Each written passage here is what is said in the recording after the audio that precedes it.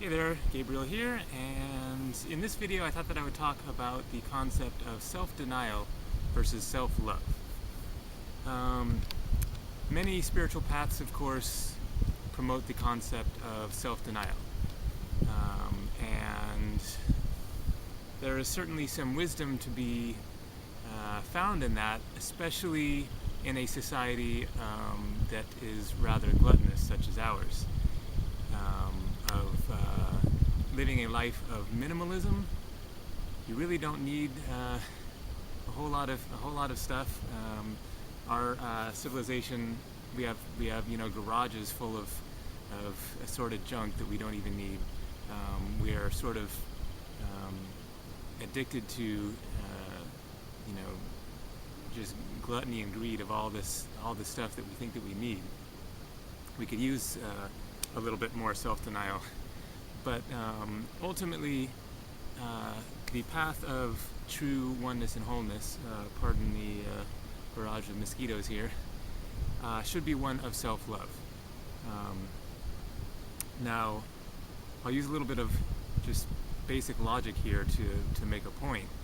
So if you believe in the basic concept of namaste, which is recognizing somebody else as basically another yourself, realizing that we all come from the same source and that we are all simply expressions of the divine force. So if somebody else sitting across the table from you is another yourself, if you acknowledge that essentially we are all one, and people who appear to be separate and other are much like yourself, seeking the same things, then necessarily you must love yourself in order to love them. They are simply a reflection of you. You are simply a reflection of them. How can you allow somebody else to be happy and live a comfortable life and have the things that they want in their life if you aren't allowing yourself to be happy and have the things that you want in your life? So it's a fairly straightforward basic concept of loving yourself so that you can love others. Being kind and gentle and non-judgmental of yourself so that you can treat others in the same fashion.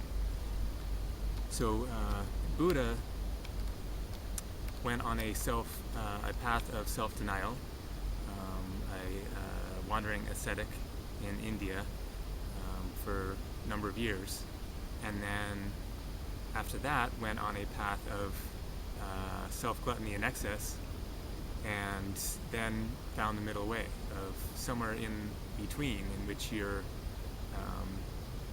living a life of simplicity and minimalism and not of ego gratification and self-grandiosity and I'm so amazing and so awesome and everyone should worship me,